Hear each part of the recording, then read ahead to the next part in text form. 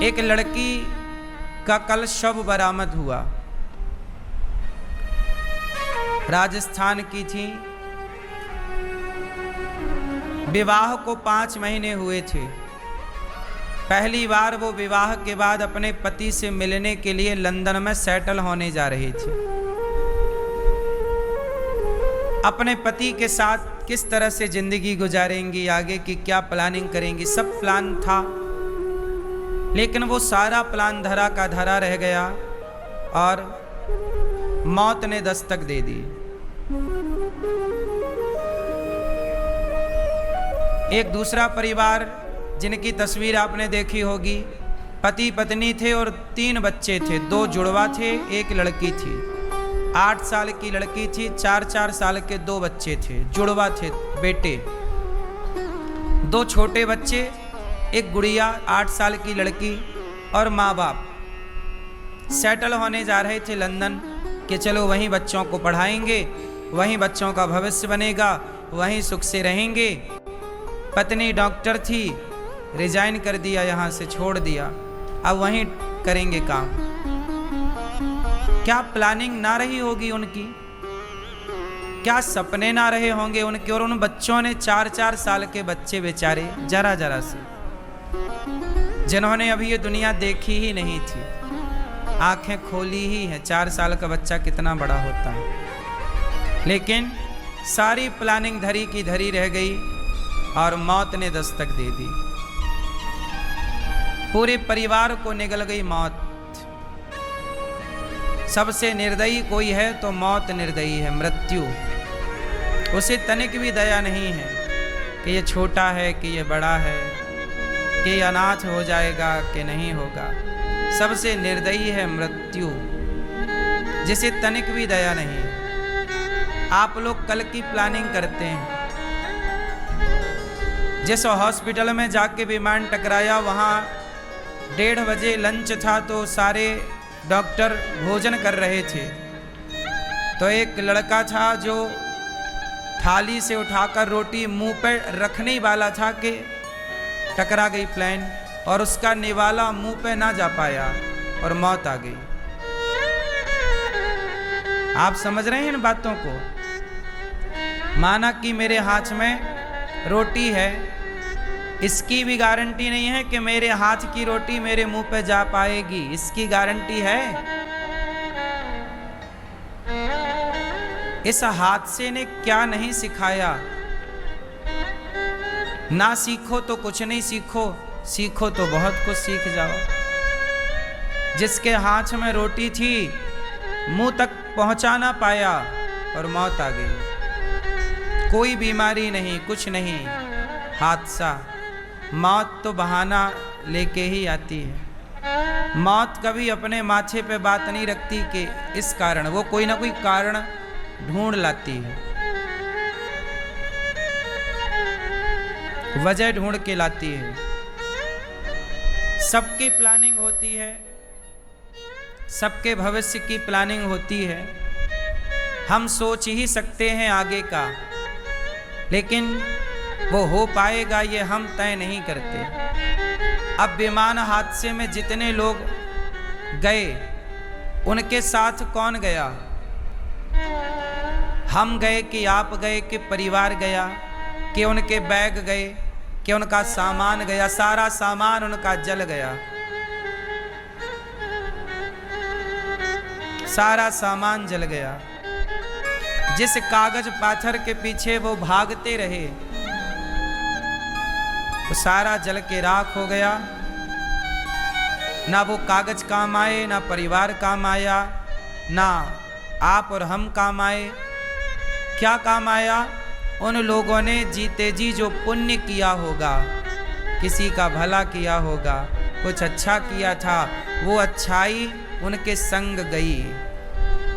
हम कितना भी कल का सोच लें, कल की सोचने वाला कल देख पाएगा, इसकी गारंटी कौन लेगा?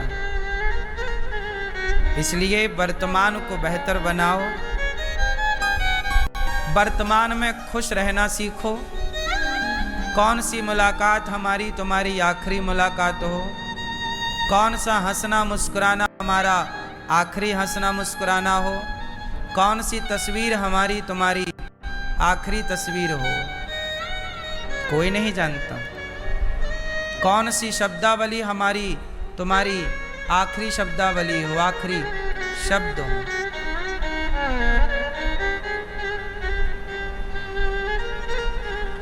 जो प्लेन उड़ा रहे थे पायलट, उन पायलट में एक पायलट अपने पिता से बोला कि बस कुछ दिन की जॉब और है, रिटायरमेंट लेके आपके पास रहेंगे और आपकी सेवा करेंगे। अर्थात बेटा बोला अपने बाप से कि हम अब आपके साथ रहेंगे, अब कुछ ही सालों में हमारा रिटायरमेंट हो जाएगा, फिर हम आपके साथ रहेंगे, आपकी सेवा करें। एक बाप उम्मीद लगाए बैठा कि मेरा बेटा अब मेरे पास आएगा और मेरा बुढ़ापे का सहारा बनेगा, लेकिन वो बाप के सपने सपने रह गए और बेटा आग के हवाले हो गया, मौत निकल गई। इसलिए कहता हूं ज्यादा सोचा ना करो, वर्तमान को बेहतर बनाओ, हर व्यक्ति से अच्छा व्यवहार कर लो, अच्छी बात कर लो, हर रिश्ते को समय दे दो, प्यार से जी लो। जीवन आप मोबाइल खरीदते हो उसकी गारंटी होती है, टीवी खरीदते हो उसकी गारंटी होती है, आप फ्रिज खरीदते हो उसकी गारंटी होती है, गाड़ी खरीदते हो तो इंजन की गारंटी होती है, संसार की हर चीज की गारंटी है। बस एक आप हैं कि आपकी कोई गारंटी नहीं है।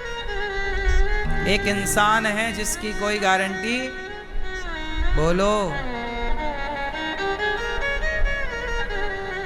इंसान की कोई गारंटी नहीं,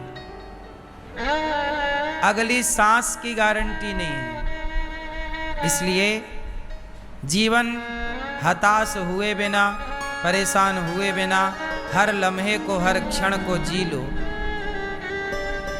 अच्छे काम करते हुए हम मरेंगे ना तो हमें बड़ी तसल्ली रहेगी कि चलो हमने अच्छा किया, हमने किसी के साथ बुरा नहीं किया। यदि आप गलत करें और गलत करके मरे तो आपको एक मरने के बाद भी पश्चाताप रहेगा कि यार मैंने इसके साथ गलत क्यों किया। अब एक बात बताओ, जो प्लेन हादसा हुआ उस हादसे में किसी का भाई मर गया, वो भाई जो मरा उसका एक भाई जिंदा है और उस जिंदा भाई ने उस मरने वाले भाई से 2 दिन पहले ही लड़ाई की थी। जमीन जायदाद को लेके कुछ विवाद था, लड़ाई कर ली और लड़ाई कर ली, 2 दिन बाद भाई के मौत की खबर आ गई। अब वो अपने मरे हुए भाई को गले लगा के रो रहा है। अब रोने से क्या होगा? जब तेरा भाई जिंदा था तब तो तू अपने भाई पर कोर्ट कचहरी केस करता फिरता था, और आज मर गया तो तू भाई को गले लगा रहा है। मतलब मुर्दे का सम्मान है, जीते जी का सम्मान नहीं। सच बताएं, मरी हुई लाश के प्रति सहानुभूति ज्यादा है, पर जिंदा के प्रति सहानुभूति नहीं है। यहां मुर्दे की कदर है, जीते जी की कदर नहीं है। भाई मर जाएगा तो रोएगा भाई के लिए, जिंदा है तो उस पर कोर्ट केस कर देगा, तो मिल जा।